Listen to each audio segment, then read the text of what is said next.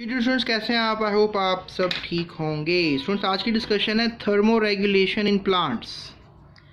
ठीक है, जो हीट है प्लांट्स को अगर कम या ज़्यादा मिल जाए तो इसे कहेंगे थर्मो रेगुलेशन इन प्लांट्स। यानी प्लांट्स कैसे ज़िंदा रहता है, हाई टेम्परेचर में या फिर लो टेम्परेचर में।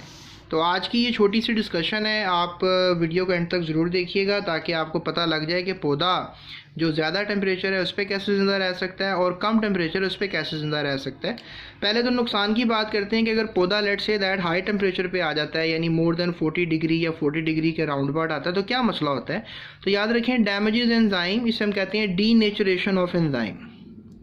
डीनेचुरेशन ऑफ एंजाइम यानी कि जो एंजाइम्स हैं वो डीनेचर हो जाते हैं, अपने स्ट्रक्चर को चेंज कर लेते हैं। जैसे पहिया गोल घूम रहा होता है, अगर मैं पहिया ट्राइंगल में बना दूं या एक स्क्वायर बना दूं या रेक्टेंगुलर बना दूं, तो आपको पता है कि ये पहिया जो है गोल होगा तो फंक्शनल होगा। अगर इन शेप्स में आ जाए तो ये फंक्शनल नहीं रहेगा। इसमें एंजाइम अपनी शेप खो देता है तो वो काम नहीं कर सकता, और टेम्परेचर ज़्यादा होने से वाइब्रेशन ज़्यादा हो जाती है, जिस वजह से एंजाइम अपनी शक्ल खो देता है तो वो काम नहीं कर पाएगा। स्टूडेंट्स इसके अलावा एक प्रॉब्लम आता है कि जो मेटाबॉलिज्म है, यानी केमिकल रिएक्शंस हो रहे हैं। मेटाबॉलिज्म को अमूमन आप यही बात समझें कि केमिकल रिएक्शंस हो रहे हैं बॉडी के अंदर, तो उनका रेट कम ज़्यादा हो जाएगा, तो डैमेजेस मेटाबॉलिज्म का काम होगा हाई टेम्परेचर के ऊपर। तो it harms and kill plants. और डेफिनेटली अगर एंजाइम्स काम नहीं कर रहे, मेटाबॉलिक प्रोसेस काम ख़राब हो गया, तो डेफिनेटली पौधे ने बेचारे ने किधर बचना है, वो तो मर ही जाएगा। तो लिहाजा अब इसको बचाने के लिए पौधा क्या करता है, यानी गर्म इलाकों का पौधा क्या करेगा, सहराई मैदानी इलाकों का पौधा क्या करेगा, वो करेगा एवेपोरेटिव कूलिंग। यानी जब तक टेम्परेचर रहेगा 40 डिग्री या उसके लगभग रहेगा, यानी इससे नीचे रहेगा, तो पौधा बेचारा एवेपोरेटिव कूलिंग की तरफ ही रहेगा, यानी ट्रांसपायरेशन करता रहेगा। और आपको पता है कि ट्रांसपायरेशन एक नेसेसरी ईवल है, पानी की कमी हो रही होती है पौधे के अंदर, तो किसी हद तक ये भी एक नुकसानदेह बात है। लेकिन जब तक पौधा करता रहेगा एवेपोरेटिव कूलिंग तो वो अपनी इस हीट से बच चलेगा। लेकिन कभी कभी टेम्परेचर जो है वो अगर 40 डिग्री से बढ़ जाएगा, यानी टेम्परेचर जो है वो 40 डिग्री सेल्सियस से जो है वो इंक्रीज़ कर गया है, तो फिर क्या प्रॉब्लम होगा। तो स्टूडेंट्स आपको पता है कि फिर प्रॉब्लम ये होगा कि जो पौधा है उसके स्पेशली जो पत्ते हैं, उसके जो नीचे लोअर साइड पे स्टोमेटा हैं, वो सारे के सारे जो हैं वो क्लोज हो जाएंगे, यानी एवेपोरेटिव कूलिंग होना बंद हो जाएगी। यानी अब कूलिंग नहीं हो रही है तो इसका मतलब ये कि पौधा जो है वो गलना सड़ना शुरू हो जाएगा और उसको प्रॉब्लम होना शुरू हो जाएगा।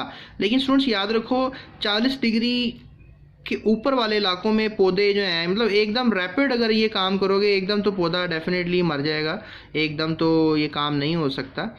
लेकिन ये है कि अगर कुछ पौधे हैं जो कि रह रहे 40 डिग्री के ज़्यादा टेम्परेचर में ही रह रहे हैं, तो वो अपने अंदर एक अडेप्टेशन क्रिएट करते हैं, हीट शॉक प्रोटीन्स बना लेते हैं। अब ये हीट शॉक प्रोटीन्स का क्या काम होता है कि ये एंजाइम्स को और कुछ दूसरे प्रोटीन्स को जो कि सेल के अंदर प्लांट बॉडी में जो है वो मौजूद होते हैं, ऑर्गेनेलीज मौजूद होती हैं, उनको एम्ब्रेस कर लेता है, यानी उनके लिए कवरिंग बन जाते हैं। तो ये हीट शॉक प्रोटीन्स आप याद रखिएगा कि what are heat shock proteins और इनका क्या फंक्शन है। तो यही है कि ये प्रोटीन्स को और एंजाइम्स को जो बॉडी के हैं, सेल के हैं, उनको ये बचा लेते हैं, क्योंकि हीट शॉक प्रोटीन्स का फंक्शन ये है कि ज़्यादा हीट को टॉलरेट कर सकते हैं।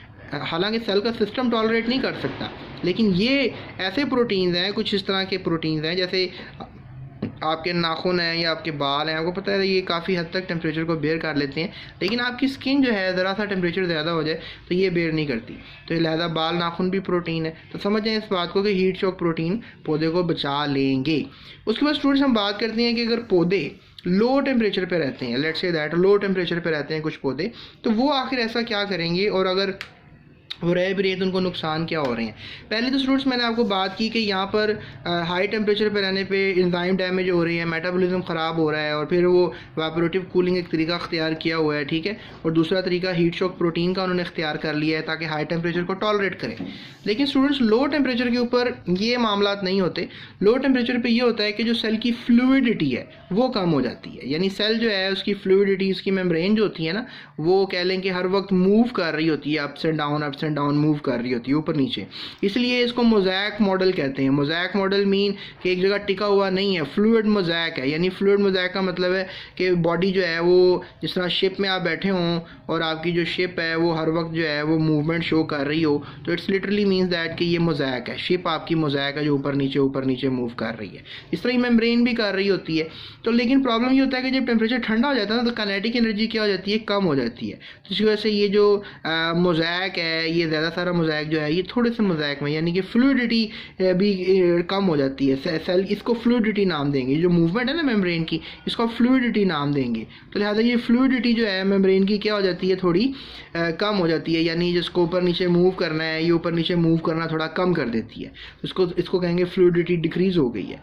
लेकिन इसका ये है कि फ्लूइडिटी डिक्रीज इसलिए हो गई क्योंकि सेल मेम्ब्रेन के अंदर जो है वो क्रिस्टलाइन स्ट्रक्चर्स डेवलप कर चुके हैं, यानी इनके अंदर कुछ क्रिस्टल्स जो हैं वो आ गए हैं, कुछ क्रिस्टल्स ने इनको इन्वेड कर लिया हुआ है और ये क्रिस्टल्स क्या कर रहे हैं कि इसको फ्लूइड नहीं रहने दे रहे।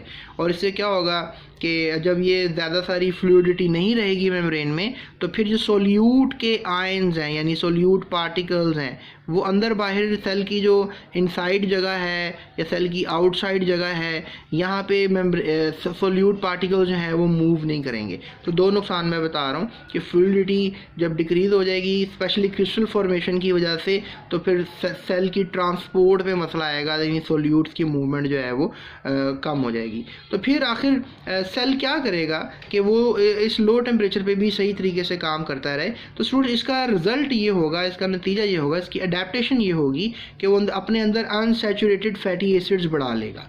अनसैचुरेटेड फैटी एसिड्स बढ़ने से क्या होगा, दे प्रिवेंट क्रिस्टल फॉर्मेशन, यानी जो क्रिस्टल्स बन रहे थे ये वाले क्रिस्टल्स इनको अनसैचुरेटेड फैटी एसिड्स जो नहीं बनने देंगे। आपको पता है कि ये हमारे पास जो फैटी एसिड्स हैं ये फॉस्फोलिपिड भी फैटी एसिड्स होते हैं, ये सैचुरेटेड हैं और जो अनसैचुरेटेड है इस तरह थोड़े से कर्व्ड होते हैं।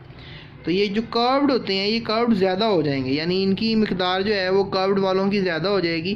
तो आप कहेंगे कि जी कर्व्ड फैटी एसिड जो हैं यानी अनसैचुरेटेड जो हैं ये ज़्यादा हो गए हैं और इससे फ्लूइडिटी मेंटेन रहेगी। अगर सारी सैचुरेटेड होंगे तो फ्लूइडिटी ठंडे टेम्परेचर में कम हो जाती है। तो ये मेम्ब्रेन की प्रॉपर्टीज़ हैं, ये आपको पता होना चाहिए, खसूसियात हैं, पता होनी चाहिए। और याद रखिएगा इस काम के लिए टाइम चाहिए, ठीक है। रैपिड डिक्रीज़ जो अगर होगी तो उससे डेथ भी हो सकती है। मतलब वैसा नहीं मैं कह रहा कि आप पौधे को पकड़ें एकदम फ्रीज़र में जाके रख दें और वो अपने अंदर अनसैचुरेटेड फैटी एसिड बना लेगा, ऐसा नहीं है। उसको टाइम चाहिए, ये वक्त के साथ होगा और आहिस्ता आहिस्ता होगा। दूसरी प्रॉब्लम स्टूडेंट्स, एक तो फ्लूइडिटी कम हो रही है और उसको कैसे हल किया जा सकता है वो मैंने आपको टेक्निक बताई, और दूसरा मसला है आइस क्रिस्टल फॉर्मेशन का। यानी जो मेम्ब्रेन है सेल की, लेट्स से दैट ये हमारे पास एक सेल है, तो अगर आउटसाइड द मेम्ब्रेन है तो आपको पता है यहाँ सेल वॉल है तो क्रिस्टल इतना कुछ ख़तरनाक नहीं है।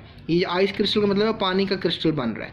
उसके बाद अगर लेट्स से दैट कि फ्लूइड के अंदर पानी का क्रिस्टल बन रहा है तो फिर प्रॉब्लम है, क्योंकि वो सेल के वैक्यूल को डैमेज कर सकता है, सेल की ऑर्गेनेलीज जो हैं जैसे माइटोकॉन्ड्रिया वगैरह उनको डैमेज कर सकता है, सेल के न्यूक्लियस को डैमेज कर सकता है, इवन सेल की मेम्ब्रेन को डैमेज कर सकता है। तो ये सेल के अंदर वाले जितने भी हिस्से हैं वो डैमेज हो सकते हैं because of ice crystal formation. तो लिहाजा जिस तरह के ओक्स हैं, मैपल्स हैं, रोजेज हैं, ये पौधों के नाम हैं, इनके अंदर ये प्रॉब्लम्स आती हैं, ठंडे इलाकों के पौधे हैं ये। तो ये क्या करते हैं कि ये अपने सेल के अंदर, लेट्स से दैट कि ये सेल है और ये सेल के अंदर क्या करते हैं, सोल्यूट कंसंट्रेशन को क्या कर लेते हैं, चेंज कर लेते हैं, सोल्यूट कॉम्पोजिशन को चेंज कर लेते हैं।